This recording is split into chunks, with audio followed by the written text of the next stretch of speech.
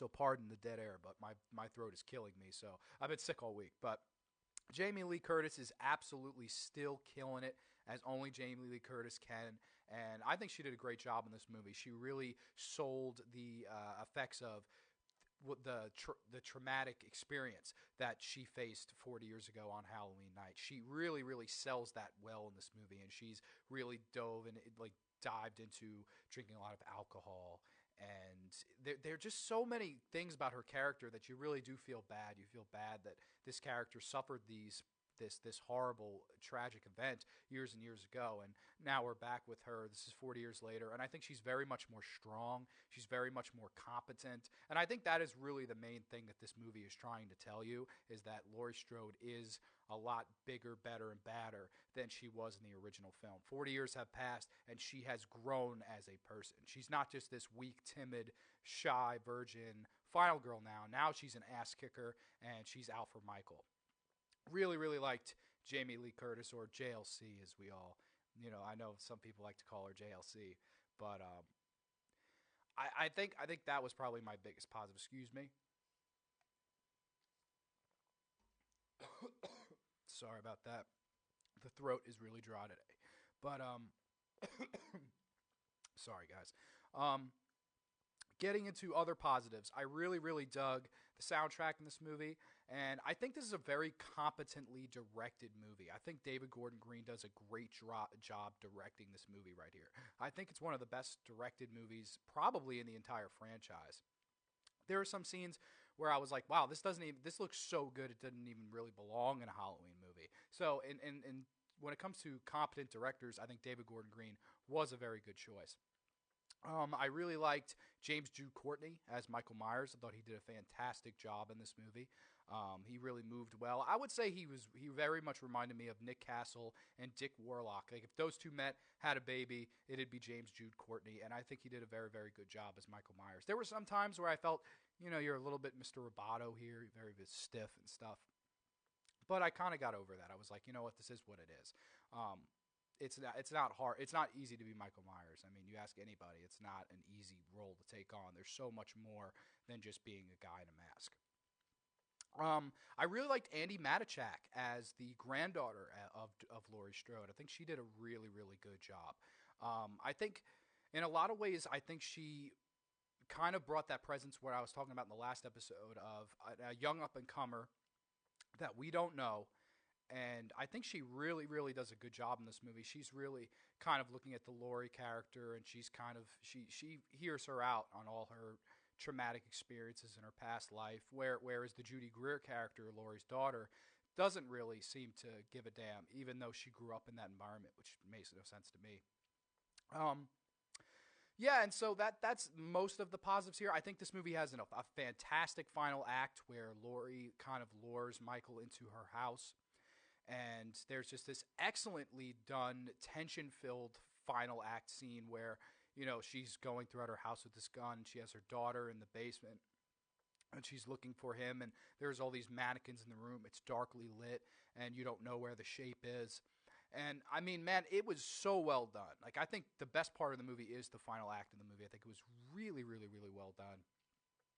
Just loved the tension, loved the atmosphere, loved the feel that it gave me, and I thought that this is a perfect final climax for a Halloween film. I think this was really good. The point where she thinks he's in the closet, and you think, oh, we're going to get the reverse from the original film where he bursts in from the closet, she's in there on the floor and has to fight her way out. But in this movie, they actually kind of pull a plot twist on you. You think he's going to be in there. She opens up, he's not. He's right behind her. And I also really liked the fact that Michael, when they're fighting and stuff, she's the one that gets thrown off the balcony. And she hits the ground in similar fashion to the original film where Michael falls off the balcony and hits the ground. And when you cut the scene, Michael's gone. And in this movie, it's the opposite. Now, Jamie Lee is gone. So Michael looks down and he's like, oh my God, she's gone now. Excuse me again, sorry. But Laurie is now the one that is gone, and Laurie is now the one step ahead. And I think that's the biggest point and message that David Gordon Green, Danny McBride, and company were trying to give off. It's that she is no longer the prey of Michael Myers. The final girl is not even the final girl anymore. The final girl is now one step ahead of the killer. And I thought that was really, really well told in this movie. As to an aspect of, do I like that story being told? In some ways, yes. In some ways, no. In a lot of ways, I'm a traditionalist. I like the final girl to be the one that has to overcome the villain that is one step ahead of them. That's always the way protagonist antagonist has been told in horror. But I honestly, I'll be honest, I don't think it was poorly done for what they were trying to do. In fact, I think it was done pretty much to perfection when you're telling that story of now the prey has become the predator and the predator has become the prey. It's really, really well done in this movie. I got to give hats off to Jamie Lee Curtis again. I think she was great. All right, now getting to my negatives about this movie. There are a few. The first thing that jumped out to me, the first thing that absolutely I think is unforgivable is there are a lot of kills in this movie, a lot of kills that are off screen. And like, if you ask any slasher fan, diehard slasher fan, that is like unacceptable, especially for a movie that has a budget as big as this movie did. That is ridiculous to show so many off-scene kills. There are scenes where it's a tracking shot of Michael walking in Haddonfield, and he sees this woman in her garage, and they kind of track to her. He picks up this hammer. He goes into her kitchen, and I'm on the edge of my seat. I'm like, okay, here we go. And we don't see the kill. We just see the doorway of the kitchen. And you hear her screaming and getting beaten and all these things, but we don't see it. And a lot of people will tell you, I know, in defense of this movie, well, you don't need to see it. Yeah, that's what makes it scary. It's the imagination. No, not in a Halloween film. You're dead wrong. Not in a Halloween film. If talking about maybe the original Texas Chainsaw Massacre, yeah, the less you see, we never see that hook go into her. That's why it worked. If they'd shown it, it probably would not have looked that good. However, in Halloween 2, when Michael bashes that fat security guard over the head with that hammer, I wanted to see that. I got to see that. I didn't get to see that in this movie. That is a huge negative for me. There's a scene where you have a boyfriend and girlfriend, and she's babysitting. In similar vein to the original film, she's babysitting this kid. She tucks him in, and he says, oh, the boogeyman, there's someone in my closet, right? So she goes to the closet, and she's trying to close it and whatnot. She opens it up. Bam, Michael's there. And I'm like, oh, man, okay. He stabs her, I think, kind of in the arm. She falls down. She starts to crawl away. And then they kind of cut the scene to her screaming. And you see her boyfriend now, like, in the shed screwing around with a motorcycle. And I'm like, okay. And so you just hear all this going on. And then you're following him looking for a knife in the kitchen. He's like, I'm coming, baby. I'm coming, baby. And he runs up the stairs. And they cut the scene again. And when they cut back, they're both dead. We didn't see what happened to them at all. We saw the aftermath of what happened to them. That is unacceptable in a Halloween film. I'm sorry. That is just absolutely unacceptable. I don't, there's no defense for that. You have to show me what happened. Okay, you want to have 1, 2, 3 off-screen kills? Okay, I get it. But like, there are nearly 10 in this movie, and like pretty much all of which bugged me. Like, I was just like, you gotta be kidding me. You don't show me what happens to this character? That's a joke. So yeah, that was first and foremost probably my biggest problem with this movie. Second off, there is a new Loomis character, and it is an understatement to say that he sucks. Like, he was so horrendously bad. Basically, they introduced this character towards the beginning of the movie, and he's like, oh, I studied under Sam Loomis, and I was one of his proteges and whatnot. And basically, his character, I don't know what he's there for. I won't try to spoil this. There's a strange twist towards the third act where, actually, you know what? Screw it. I will spoil this because I hate non-spoiler reviews. They're pointless. So if you haven't seen this movie, I am going to spoil some things. There's a scene towards the beginning of the third act where the cop, the sheriff, played by Will Patton, does a great job and doesn't really have that much to do in this movie, unfortunately, because of this scene. He runs over Michael Myers, and you're like all excited. You're like, oh my God, here we go, here we go. And he runs up to him, and the doctor's with him. And the doctor is like, oh, I think you killed him. And he runs up to him, and basically the doctor kills the sheriff with like a penknife for like no reason other than the fact that the cop was going to try to shoot Michael Myers. And I was just like, what is this doing in your movie? Like, in what way, shape, or form is this doing in your movie? It just made absolutely made absolutely no sense to me at all. Like I was absolutely like bothered by it. I was like, this is stupid. And then he pretty much loads Michael in the back of the car, and he's like, oh well, if I can get him in the same room as Laurie, maybe he will speak. And then Michael just kills his ass like 2 minutes later. And you're like, why did you set all that up if you were not going to go through with it? Like, why have a twist here if you're not going to do anything with it? Especially a twist as bad as this. Totally boggles my mind. I don't understand why it's in the movie. It was a huge, huge negative for me. Let me think. So, okay, so those are probably my two biggest negatives. Another negative, I will have to say that I think as good as the final climax scene is done, I don't really like the way they kill Michael in this one. It's very similar to part 2, where they kind of just set him on fire. They set the house on fire, and that's kind of it. We don't really see him burn. There's no shot of seeing him burn. They shoot it, and like there's nobody in the room where they had him in. Thought that was kind of a cop out. It was like, okay, I get what you're trying to say, that he's gone again, but like the total anticlimactic. Like I'm sorry, part 4 has a better, kill scene where they drive him off the road and then they shoot him at all the hell and he falls down this well and they drop a stick of dynamite down there. Like that is a final kill. Of course, the classic in Halloween 2 when they're in the hospital and Michael is just swinging for the fences after being shot in the eyes and blood is classically pouring down his eyes. That's just a great visual in the history of horror. And Dr. Loomis, of course, it's time. Michael lights the match, a big old explosion. That is how you finish off your climax. Like, that is how you kill or kill, I guess. You never kill Michael Myers. You can't kill the boogeyman, right? That is a finale, how you finish a finale. This movie, I thought the finale was very just kind of, like you could have done so much more, so much better than that. I've actually read the original script. They were going to have like a knife fight on the front lawn between Jamie Lee and Michael Myers. That I think would have been a lot cooler. Like a dance knife fight with Laurie and Michael. Sign me up. That sounds way better than what they did here.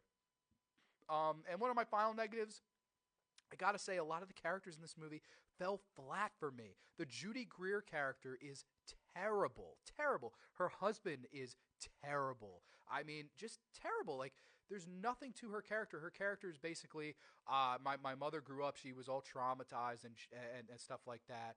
And she basically trained me to shoot guns and punching bags and stuff like that. And I'm just like, and like they literally have a shot of an 8-year-old kid like punching a punching bag. Like that's like her backstory. I'm like, who gives a damn? I don't give a damn. I don't give a damn about you, Judy Greer. Your character in this movie was trash. I don't care that you were 8 years old, so traumatized that you had to punch a punching bag in thinking it's Michael Myers. That is horrendous, lazy storytelling. That's all that is. And the fact to me, this is just a personal thing, and I'm fine with the retcon. That did not factor into anything with this movie for me. But how can you not get Ellie Cornell and Danielle Harris to play these two roles of the Judy Greer and the Andy Manichak?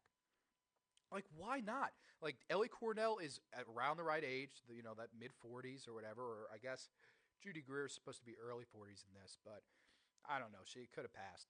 And get Danielle Harris. Danielle Harris can still pass for a high school, girl. I just, she passed in Rob Zombie's movie. She still can pass. She's kind of a short, young-looking actress. I don't understand why she couldn't have just played the Andy Manichak role. I think it would have been fine. I don't know, man. The Judy Greer character just bothered me. Her husband was annoying. Like, he was trying to make jokes and stuff. There was some humor in this movie. I'll be honest, didn't bother me to any extent. But, I mean, again, it's a Halloween film. You don't need that much. A little ha-ha here and there, especially with the characters, would be fine. But there are parts in this movie where I was just like, you don't need comedy there. There's a part where these two cops are talking about their dinner, and then they get killed off screen, of course. There's just, like, I don't know. There were a lot of negatives, a lot of positives for me. So overall, if I had to rate this movie out of a 10, I would probably give this one a 5 out of 10. I know a lot of people were upset. I was talking to my friend Ryan. He was very upset I rated it so low.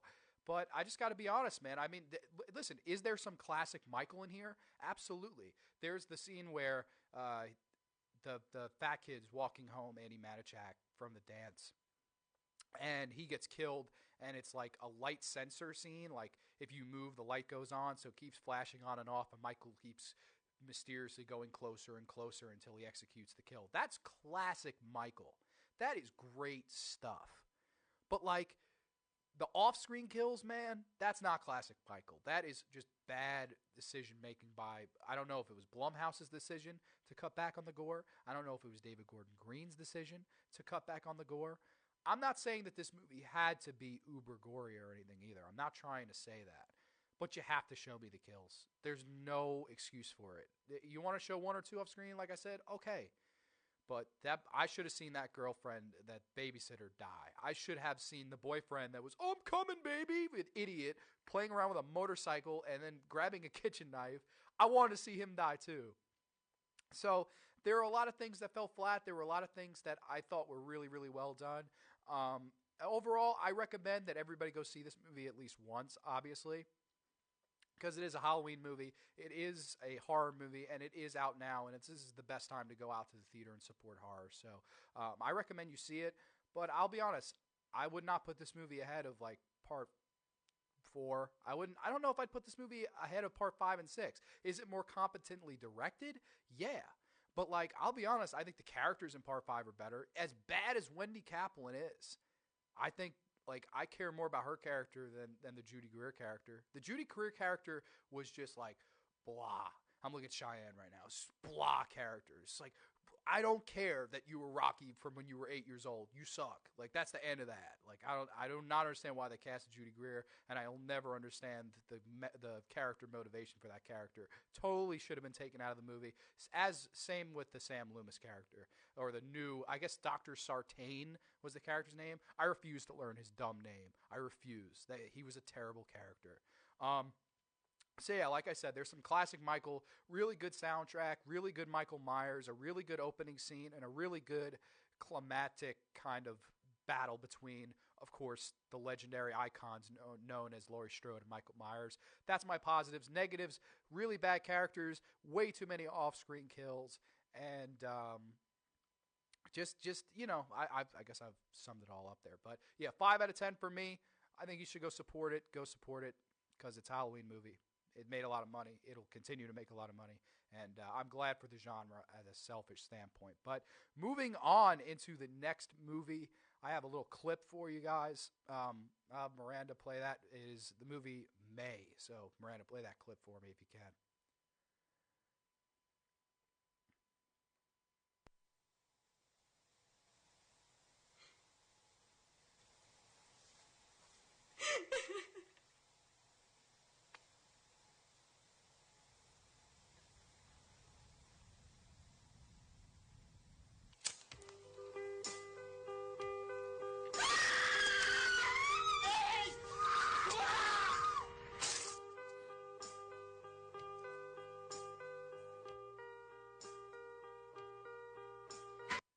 Yeah, so that is a little clip from May. Obviously, I'll get to the context of that scene, but I just love this movie. This is a movie that came out in 2002, and I think it's one of like if people ask you why do you like horror movies, this is one of the horror movies I'd bring up and say this is a reason I love horror movies.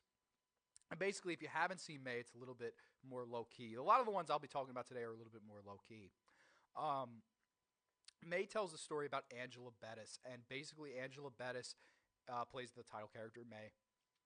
She grew up and she had a lazy eye. And her entire life, she had a lot of kids make fun of her, look down upon her.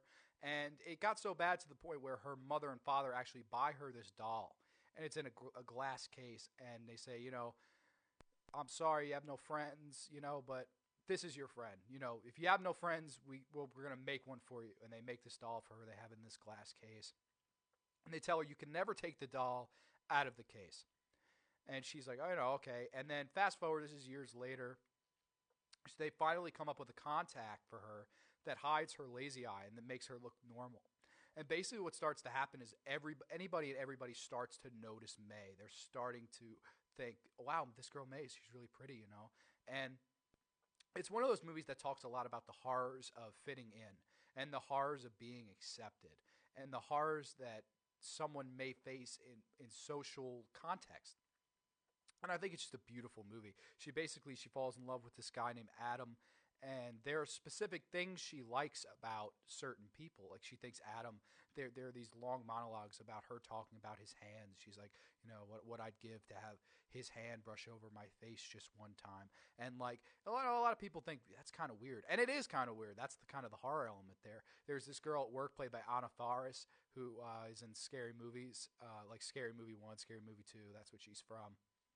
And she plays like this crazy lesbian character, and I absolutely love her in this movie. She's kind of hitting on May. She's like, "Oh, May, you want to come over tonight?" And May, of course, likes her neck. And you start to see that May is getting noticed by more and more people. And Angela Bettis' character really doesn't know what to do about it. She's kind of insecure. She really wants to live happily ever after with this guy Adam, and at the same time he's kind of on and off with her. Like there's some times where he'll open up to her, and then she'll say something weird, and he'll go home. And there's a point where they actually are going to try to have sex, and like you're like, oh my gosh, like this is finally, like May is finally going to get accepted, and she gets to be held in the hands of the man that she actually really is attracted to. And she doesn't know how to kiss. She doesn't know how to do anything because she's inexperienced. She doesn't know anything about anything. And she actually bites his lip to the point where it starts bleeding. And he says, I like weird, but this is too weird. And he kind of walks out on her. And she's heartbroken by this. And then you move on to she falls in love with Anna Faris's character, the lesbian character, and they have a night together. And there's just all these things kind of, it's a very slow burn movie. But basically what it builds up to is a lot of these people kind of turning their back to her. The boyfriend cheats on her. The girlfriend cheats on her. And it's slowly but surely bringing along these slow cracks in her life. It's cracks to the boiling point. And the clip I play is the boiling point. It is the point in the movie where May decides, I can't be accepted by the people that I go out and try to love, and that hurts me. That speaks volumes. That is because anybody can relate to that. Anybody and everybody has been rejected at one point of their life. And I think that Angela Bettis' character really speaks out to those people because, hey, I've been rejected. You've been rejected. She's been rejected. Here's this movie about it. And here's this movie about this girl that she was hurt her whole life. Excuse me, I got to take a sip. Sorry about that. I'm a little under the weather. But that's something that everybody can relate to because we've all been cheated on. We've all, that's just life. And that's the cruel, harsh reality of it. And she had never dealt with that in her youth. She's dealing with it now. And she doesn't know how to deal with it. And so as all these cracks begin in her life, these cracks in her doll's glass case start to form. And she decides on Halloween night, how fittingly, I'm going to go out there and I'm going to make the perfect doll for myself. And I will leave it there. I'm not going to go too far in depth of this movie. I'd love to do a full episode on this one, but I think it's a perfect movie to watch around this time of year. It speaks to me, man. And I think it speaks to everybody that has had their heart broken, everybody that tries to fit in and feels like they do not. It's a powerful movie, man. It has a powerful message. I think Lucky McKee really hit the nail on the head with this movie. I think Angela Bettis is absolutely fantastic in the lead role of May. She's hurt, wounded, and sympathetic, even at points where you don't know how you should feel about her. And I think May is just a great horror movie because it speaks about so many other types of horror out there that there are. So I think May is a great movie to watch around this time. She goes on an uber killing spree on Halloween night. You gotta love it. It's excellent stuff. But I'd give May a 9 out of 10. I think May is a fantastic horror movie, a horror movie that a lot of people have to see. I actually watched it this past weekend at my friend Connor's house. I had a bunch of people, and we just had a blast watching this movie. And everybody towards the end of it, in the beginning, everybody's like, this is whatever. But by the end of it, everybody was like, that was a powerful movie. It has one of those endings where as you leave the screen, you go, wow. It's it's one I don't want to give that much away on. So, yeah, if you have not seen May from 2002, I totally recommend that. And I have a clip for the next one I wanted to play. Miranda, if you can, Spider Baby, the first clip from the 7 or so minute mark.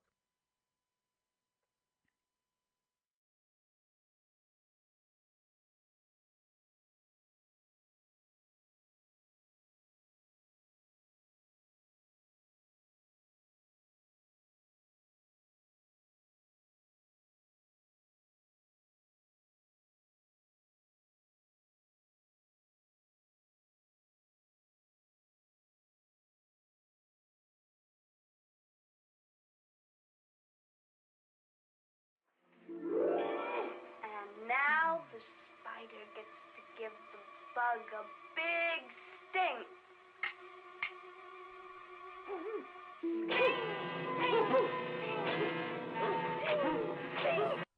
Yes, that is a clip from the classic 1967 movie, The Maddest Story Ever Told, a.k.a. Spider Baby. Yes, Spider Baby. If you have not seen Spider Baby, I think it's an all-time classic horror movie.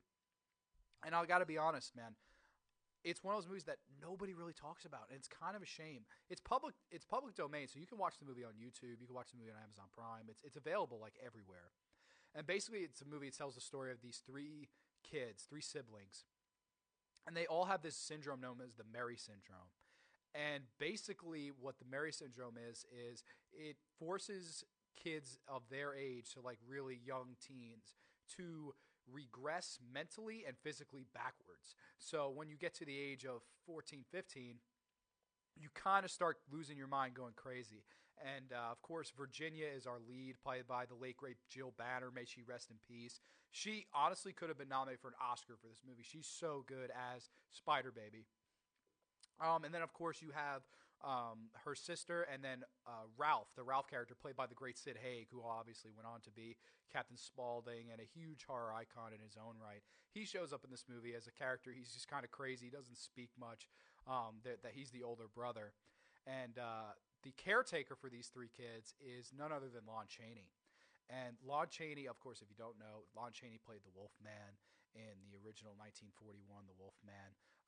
He's just a fantastic horror movie actor. He's a horror movie legend. I just absolutely love Lon Chaney, especially in this movie because, you know, it's funny. He's kind of profusely sweating throughout this entire movie. It's uncomfortable to watch. You're just like, oh man, I feel bad for this guy. Basically, so yeah, he's living in the house with these kids, these crazy kids, and these people come and they want to claim the house. They're long distance family members, and they're like, you know, this is our house. We want to claim the house. There's no reason you all should be living in it now. And then the rest of the movie is basically Lon Chaney trying to keep these three kids from killing these distant siblings. And there's just a lot of fun stuff in this movie, like a lot of stuff where you just kind of scratch your head. There's murder, brutality, and violence, but there's also this fantastic dinner scene that I actually wanted to play for you guys. Miranda, again, could you play the dinner scene? This is the later one in Spider Baby. This is an excellent scene. Nonsense. The next thing you'll tell us it's haunted. Oh, no, nothing like that. He means they're vampires. Oh, yes, and werewolves. Are you a horror film fan, Miss Morse? Oh, yes, I love it. Dracula, Frankenstein. And The Mummy? Oh, The Mummy. I love The Mummy. The way he walks. Step scrape. Step scrape. Oh, and the Wolfman. Ah! There's going to be a full moon tonight. Yes, so that, of course, if you don't get that joke, that is Lon Chaney saying it's going to be a full moon tonight, and obviously referencing his character from The Wolfman. So it's a little bit of self-awareness, where it's like, hey, we got a horror legend. We might as well mention the legendary horror movies that he was in. And this is just a fun movie to watch around this time of year, man. Like, I have a blast with this one. It's super weird. It's super fun. The acting is actually like fantastic in it. For a movie this low budget, it's a black and white film. It's a movie that's sat on the shelf for like 3 or 4 years. I just think it's a work of art. And I think a lot of the reason for that is for Lon Chaney and Jill Banner. I think they absolutely just steal this movie. Because you really feel bad for Lon Chaney. Lon Chaney's like, oh, you know, at the dinner table, he's kind of telling them, like, don't eat this, don't eat this. And then they're like, why? You know, and he takes a spoonful, and it's like scorpions and spiders and stuff. And it's like a classic, just a really fun scene where it's just like all the stuff on the table is like dead animals from the backyard. And he's like, oh, you know, this is, I wouldn't eat that. You know, Ralph killed that. You know, like Ralph went out there and just killed dinner, and they cooked it, you know, just for the hell of it, you know. And I don't know. There's just a lot of fun with this movie. There are scenes that'll make you scratch your head. There are scenes that'll make you laugh. There are scenes that'll make you scared. It's just a good time, man. I think this is a perfect movie to watch around this time of the year, just because it is so quirky, but it has that Night of the Living Dead feel to it. It has a really, really cool feel to it. And I absolutely love this movie. I think it's a lot of fun. I think it's a movie that anybody and everybody should go out there and check out. It's easy movie to find. It's a public domain flick. So Spider Baby, totally recommend it. And like I said, rest in peace, Jill Banner, and of course the legendary Lon Chaney Jr. They both just steal this movie for me, and it's just a lot of fun. It's actually directed by Jack Hill, who went on to do all sorts of like blaxploitation and exploitation movies like Coffee and Foxy Brown, stuff like that. So he's a good filmmaker. He went on to be a good filmmaker, and this movie is no exception. This was actually his first feature film. And I just think he knocked the ball out of the park with this one. Really, really good stuff. Okay, so the next one I'm going to get into is I have another clip. Miranda, if you could play. I don't want to give the title up, but Fright Night clip from 1985.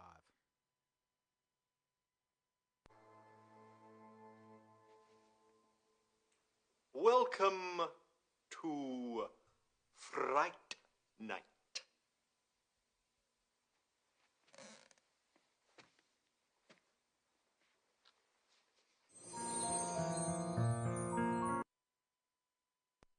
To playing another clip. Sorry about that. But yes, welcome to Fright Night for real. Of course, the classic Fright Night from 1985, one of the best vampire movies of all time, probably the best vampire movies of the 80s. It's just such a fun little movie. Sorry, I was asking Miranda how much time I had left, and she was like she didn't understand. So we were all miming over here. But yeah, Fright Night from 1985, one of the best. And I just love this movie. It's a lot of fun. Basically tells the story of Charlie Brewster, and played by William Ragsdale. And he moves into he has a new neighbor move in next door to him. And basically he realizes that this guy is actually a vampire. And it's played by Chris Sarandon. Jerry Danger's the character's name. And the entire movie is him kind of seeing Jerry Danger take these women back to his house, and slowly but surely he realizes that all these women he takes back to his house never seem to come out alive or come out at all. So he slowly but surely realizes, oh my gosh, this guy's a vampire. He's killing all these people. What am I going to do? And there are just so many colorful, fun characters in this movie. His girlfriend character is just fantastic. I really liked her. Amanda Bierce, I think her name is. Of course, you're so cool, Brewster. His character escapes me. His real name escapes me at the minute. But the Evil Ed character in the movie, he's just fantastic. Really, really fun little character there. And then you're introduced to the horror host, the legendary Peter Vincent, played by the late Roddy McDowall. And basically, if you don't know what a horror host is, they televise these horror movies, and they kind of give you introductions to them. Like, tonight we take a ghoulie gander at Frankenstein from 1955. You know what I mean? Like, that's the kind of movie that it is. But it's really, really cool. I have a blast with this movie. Pretty much Charlie Brewster goes to Peter Vincent. He says, you're the horror host. You're the great vampire hunter of our time. We need you to help us kill this vampire. And he's like, that's a character I play on a show. What are you talking about? And you just have great soundtrack in this movie. Really, really colorful characters. Fun, inventive kind of death scenes and special effects. I'll be honest, these special effects have not dated the best. I'll be honest. I don't think this movie's special effects are as good as most people will tell you. I think some of the animatronics are good. There's a scene where Evil Ed turns into this werewolf creature and he charges at Roddy McDowall. I still think this day that's really good effects. However, there are scenes towards the end where there's a flying gargoyle around and it's really bad stop motion claymation animation. Just a big head scratcher to me. I'm almost that did not age well. But man, I love Fright Night. It's a classic. It basically all climaxes where Peter Vincent and Charlie Brewster go to the house and they walk in, and of course you get that classic clip I played, "Welcome to Fright Night for real." And you realize that now, oh my gosh, this is not just a horror host. This is not just him hosting a movie. This is Fright Night for real. And they have to battle this vampire and shove the stake in his heart before sunrise. And it's just such a fun little movie, man. I just really, really have a lot of fun with Fright Night from 1985. It's a perfect movie to watch around this time of the year. One that I know a lot of horror fans all know and love, and it's just a great movie. A lot of fun. The classic Fright Night, who you gonna call tonight? Like that theme song is so much damn fun. I just love this movie. It's hokey, it's cheesy, it's got that 80s cheese, which is the best type of cheese if you ask me. Just a staple. You have to watch this one around Halloween time. Now, next one I'm going to get into, I don't have a clip for, but it is a movie that nobody, and I repeat, nobody I have ever met has seen. I've never ever talked to somebody who has seen this movie, and I would love to talk about this movie with somebody because I think it is a classic it's a classic Halloween-based movie. And it is Don't Look Under the Bed from 1999. Yes, Don't Look Under the Bed from 1999. This is actually, and this will turn a lot of diehard horror fans off, but you got to hear me out here. This is a Disney Channel original movie from the late 90s. And like right off the bat, if I heard that, I'd be like, click, like I'm not ever going to watch that. Why would I watch a Disney film? Especially around this time. The reason this movie is so great is because it has so much to say. It basically tells the story of this character, Fran, and she's very mature for her age. She should be in middle school, but she is in high school. Like she has, really good grades, so they move her up. And her brother, she has a small little brother in this, and he basically is just coming off. He was sick and ill with leukemia. And she's walking to school one day, and basically she runs into this guy who claims to be her imaginary friend. And this guy, he's crazy. He calls himself in the movie, I kid you not, Larry Houdini. And she runs into Larry Houdini, and he basically is like, how can you see me? This is bad news. And she's like, what do you mean this is bad news? And so they kind of go on, and all of a sudden, weird things start happening in the neighborhood. Like everybody's alarm clock is going off at 4 o'clock in the morning instead of 7, so they're getting set back. There are creepy dolls that kind of tilt their head at night. There are like people wake up in the morning and all their dogs are just randomly just on the roof. Weird things are happening at school. Everyone's locker in school except Fran's has a big bee on their locker. The beehives have been placed now strategically in the principal's room, and his car is being egged, and all these crazy things are happening. You're like, what is going on in this movie? Like, what is happening? And basically, Larry Houdini goes to her and says, "Listen, this is the boogeyman."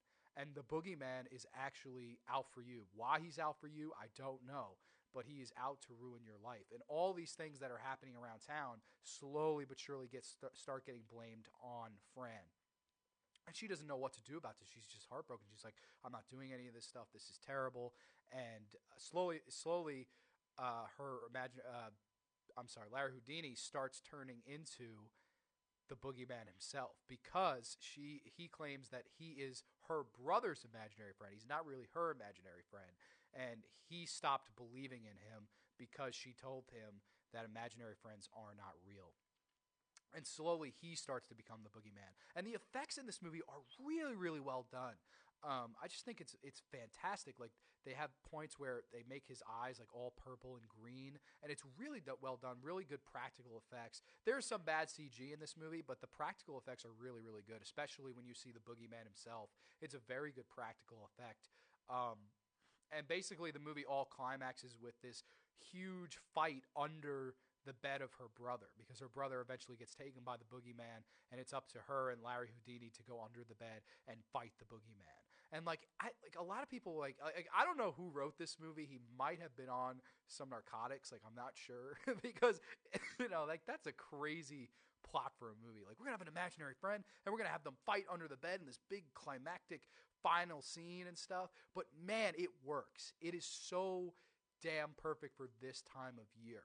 And I think it's a perfect Halloween horror movie to watch. And they have all these things towards the end of kind of messages towards the Fran character of, I know that you wanted to grow up, and I know they basically. I'll give some spoilers here. This is one of those movies that's tough to talk about again without spoiling. So you haven't seen this, go see this. It actually is free on demand. If you have Disney Channel free on demand, you can watch this movie for free. I know that for a fact. Basically, you learn that this boogeyman that has been screwing around with Fran in her life was formerly her imaginary friend. And as they're fighting the boogeyman, she kind of remembers and realizes, she goes, oh my God, you were my imaginary friend. She kind of starts talking her down, like, please, I love you, I remember you, please, I'm sorry I gave up and stopped believing. And slowly the boogeyman starts turning back into her imaginary friend, which actually ends up being a woman named Zoe. And so all turns back to normal. And there's this great final scene. Well, she explains that the reason that she gave up on the imaginary friend is because her brother got sick with this leukemia. And, like, that is very deep for a Disney film to go to.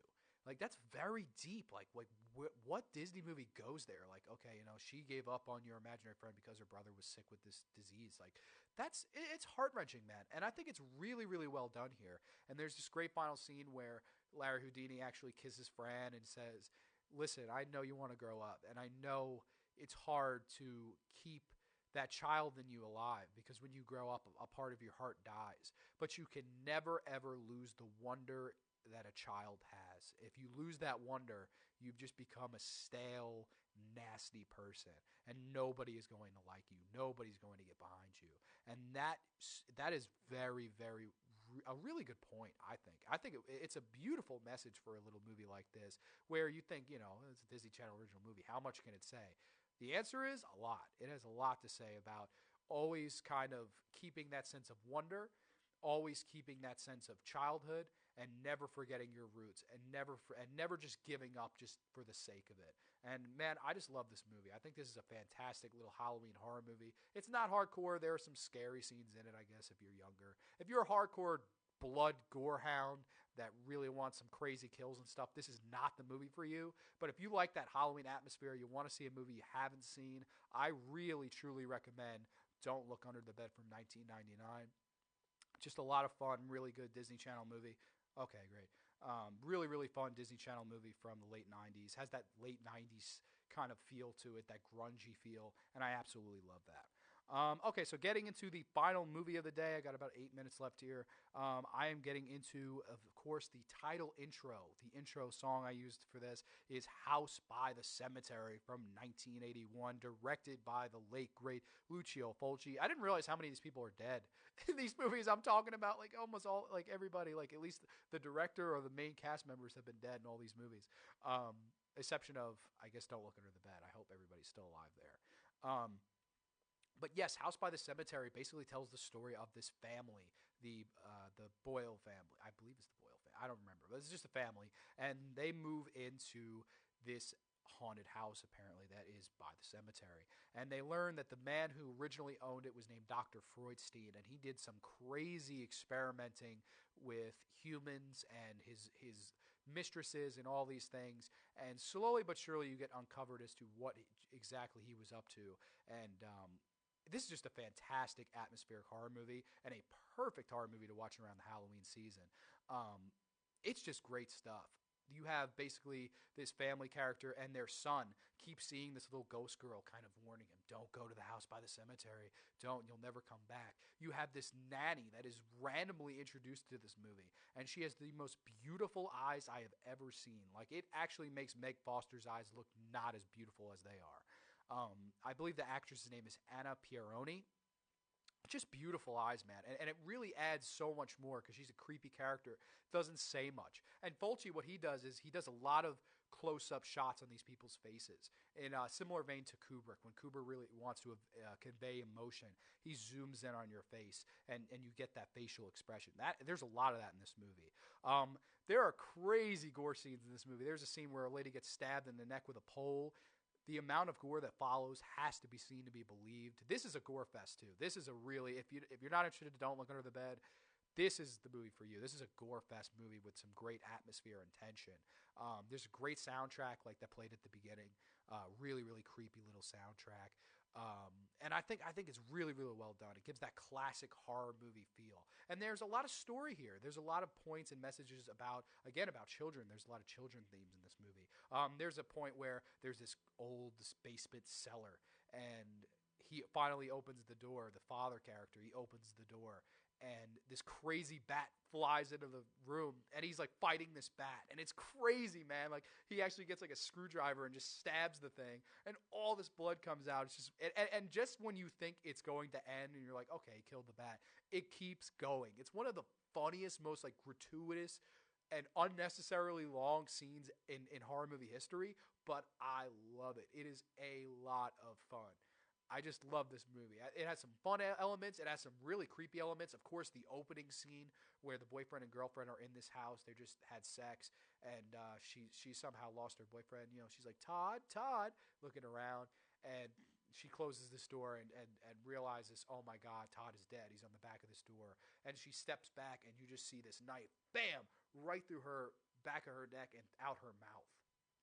And it's just, oh my God. And her body is dragged away, and then you get the title card, House by the Cemetery, and that classic music. This is just a classic horror movie. I don't know why people like this one less than The Beyond and City of Living Dead, of course, the Gates of Hell trilogy. This was always my favorite of the three. I look at the trilogy a lot like the Star Wars trilogy. Like, a lot of people like Empire Strikes Back, the second movie, the best, and I think the same thing in this trilogy. A lot of people like The Beyond, the second in this trilogy, the best. But I'm going to have to go Return of the Jedi here. I'm going to have to go with House by the Cemetery here from 1981. I think it is a great, great horror movie. Really little talked about. I think it gives a really classic feel to it. Again, really good characters. Bad dubbing. If you watch this movie with the subtitles, I would say watch the Italian version of this movie with English subtitles. Yes, this is an Italian movie.